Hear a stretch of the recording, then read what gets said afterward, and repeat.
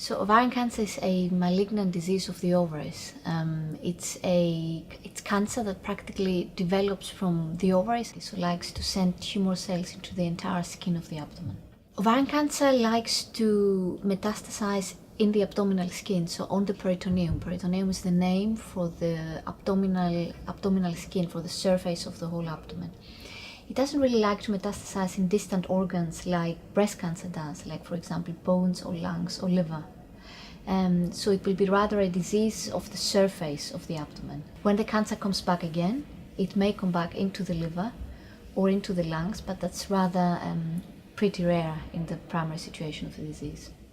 So we know that there is a direct correlation between numbers of ovulation in one woman's life with the risk of ovarian cancer. We also know that, for example, the simple pill, if you take it longer than 5 years or even 10 years, it reduces your ovarian cancer risk by more than 70%.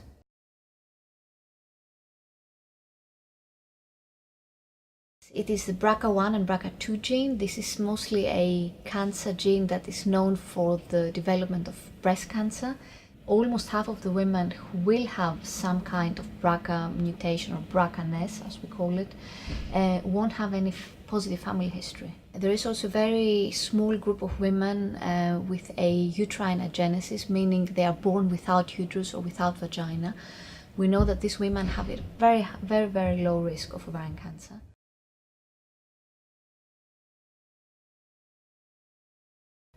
The actual signs are very vague, as I said, and include abdominal bloating, abdominal distension, feeling of saturation very easily, urinary symptoms, so wanting to go to the toilet very often, bowel abnormalities like constipation or diarrhea, and some pain.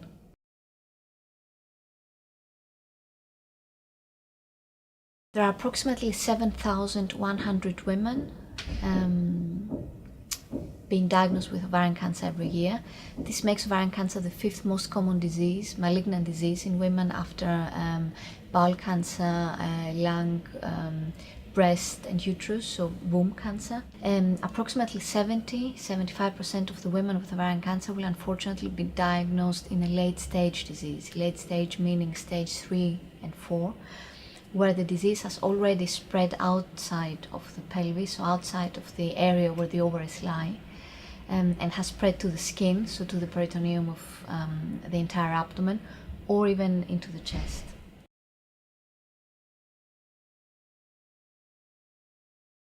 Ovarian cancer is being treated when it initially presents with a combination of cytoreductive surgery. Cytoreductive surgery meaning that the gynecological surgeons try to remove as much disease from the abdomen as possible, combined with chemotherapy, and also nowadays with targeted therapy.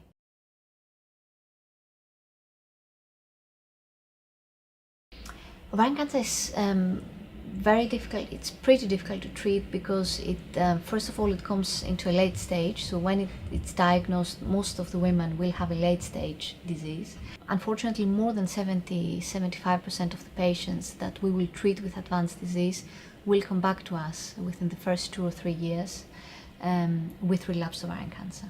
As soon as ovarian cancer comes back, it is a not curable state anymore. So we cannot cure the disease anymore. We can just try to prolong survival by different approaches, like again surgery, again chemotherapy, but the disease will with 100% certainty come back again.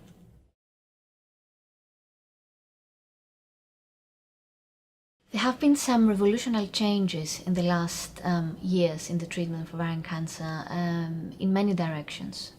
Even though we have failed to increase in the last decades the actual cure rates, we have managed to make the management of these patients better. We of course have also, because we have recognized the importance of genetic mutations in this disease, we have also developed some drugs that are important for women who carry the BRCA gene or have a BRCA-ness, or like a BRCA mutation of the tumor.